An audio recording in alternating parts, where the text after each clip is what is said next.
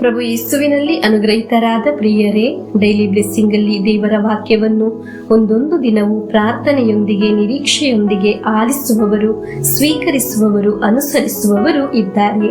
ಪ್ರಭುವೇ, ನಿಮ್ಮ ವಾಕ್ಯವನ್ನು ಒಂದೊಂದು ದಿನವೂ ಬರೆದು ಇಡುವವರು, ಪ್ರಾರ್ಥನೆಯಲ್ಲಿ ಸ್ವೀಕರಿಸುವವರು, ಅದನ್ನು ಅನೇಕರ ಜೀವನಕ್ಕೆ ತಲುಪಿಸುವವರು ಇದ್ದಾರೆ.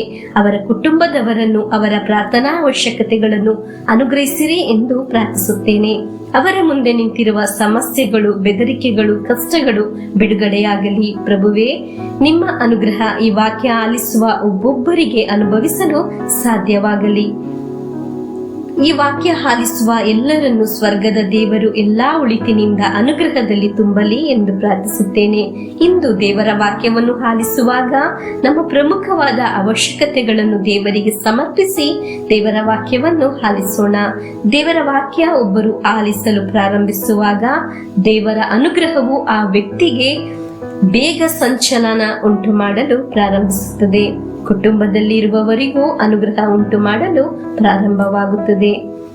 ದೇವರ ವಾಕ್ಯ ಆಲಿಸುವ ಹಲವು ವ್ಯಕ್ತಿಗಳು ಬದಲಾವಣೆಗಳು ಉಂಟಾಗುತ್ತದೆ.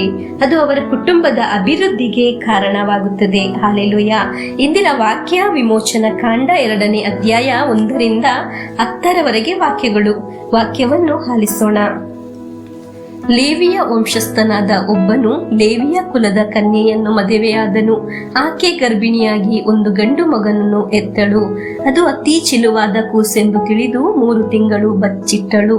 ಆದರೆ ಹೆಚ್ಚು ಕಾಲ ಮರೆ ಮಾಡಲಾಗಲಿಲ್ಲ ಎಂತಲೇ ಆಕೆ ಅಪ್ಪಿನ ಒಂದು ಪೆಟ್ಟಿಗೆಯನ್ನು ತೆಗೆದುಕೊಂಡು ಜೇಡಿ ಮಣ್ಣನ್ನು ರಾಳವನ್ನು ಅದಕ್ಕೆ ಮೆತ್ತಿ ಮಗುವನ್ನು ಅದರಲ್ಲಿ ಮಲಗಿಸಿ ನೈಲ್ ನದಿಯ ಅಂಚಿನಲ್ಲಿದ್ದ ಜಂಬು ಹುಲ್ಲಿನ ನಡುವೆ ಇಟ್ಟಳು.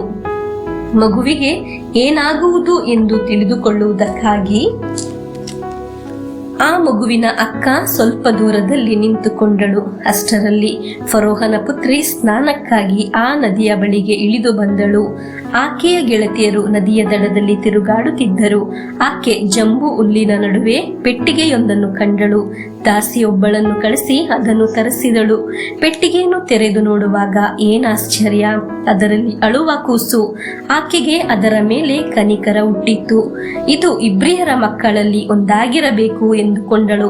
ಆ ಮಗುವಿನ ಅಕ್ಕ ಬಂದು, ನಿಮ್ಮ ಪರವಾಗಿ ಈ ಕೂಸನ್ನು ಮೊಲೆಕೊಟ್ಟು ಸಾಕಲು ಇಬ್ರಿಯ ಮಹಿಳೆಯರಲ್ಲಿ ಒಬ್ಬ ದಾದಿಯನ್ನು ನಾನು ಕರೆದುಕೊಂಡು ಬರಬಹುದೇ ಎಂದು ಫರೋಹನ ಪುತ್ರಿಯನ್ನು ವಿಚಾರಿಸಿದಳು. ಹೌದು, ಹಾಗೆಯೇ ಮಾಡು ಎಂದಳು. ಫರೋಹನ ಪುತ್ರಿ ಆ ಹುಡುಗಿ ಹೋಗಿ ಕೂಸಿನ ತಾಯಿಯನ್ನೇ ಕರೆದು ತಂದಳು. ಅವಳಿಗೆ ಆ ರಾಜಪುತ್ರಿ, ನೀನು ಈ ಮಗುವನ್ನು ತೆಗೆದುಕೊಂಡು ಹೋಗಿ ನನ್ನ ಪರವಾಗಿ ಸಾಕು, ನಾನೇ ನಿನಗೆ ಸಂಬಳವನ್ನು ಕೊಡುತ್ತೇನೆ ಎಂದಳು. ಅಂತೆಯೇ ಆ ಮಹಿಳೆ ಕೂಸನ್ನು ತೆಗೆದುಕೊಂಡು ಹೋಗಿ ಸಾಕಿದಳು. ಆ ಹುಡುಗನು ಬೆಳೆದಾಗ ಅವನು ಫರೋಹನ ಪುತ್ರಿಯ ಬಳಿಗೆ ಕರೆದುಕೊಂಡು ಬಂದಳು. ಅವನು ಆಕೆಗೆ ಮಗನಾದನು. ನೀರಿನಿಂದ ನಾನು ಇವನನ್ನು ಎತ್ತಿದೆ ಎಂದು ಹೇಳಿ ಆಕೆ ಅವನಿಗೆ ಮೋಶೆ ಎಂದು ಹೆಸರಿಟ್ಟಳು. ಪ್ರಿಯರೇ, ಮೋಶೆಯನ್ನು ರಹಸ್ಯದಲ್ಲಿ ಹಾಗಿತ್ತು ಅವರ ಅಮ್ಮ ಬೆಳೆಸಿದ್ದು. ರಹಸ್ಯದಲ್ಲಿ ಬೆಳೆಸಲು ಸಾಧ್ಯವಾಗದೇ ಇದ್ದಾಗ ಅವನ ಅಮ್ಮ ಮತ್ತು ಅಕ್ಕ ಮಾಡಿದ ಕಾರ್ಯವಾಗಿದೆ ನಾವು ದೇವರ ವಾಕ್ಯದಲ್ಲಿ ಆಲಿಸಿದ್ದು. ನಾವು ಸಹ ಅನೇಕ ಸಮಸ್ಯೆಗಳ ಮೇಲೆ ಹರಿಯುತ್ತಿದ್ದೇವೆ. ನಮಗೇನು ಅನಿಸುತ್ತದೆ? ನಮ್ಮ ಜೀವನ ಏನಾಗುತ್ತಿದೆ? ನನ್ನ ಕಣ್ಣೀರಿಗೆ ಕೊನೆ ಇದೆಯೇ? ನನ್ನ ಭವಿಷ್ಯ ಏನಾಗುತ್ತದೆ ಎಂದು ದೂರದಲ್ಲಿ ನಿಂತು ನೋಡುವವರು ಇರಬಹುದು.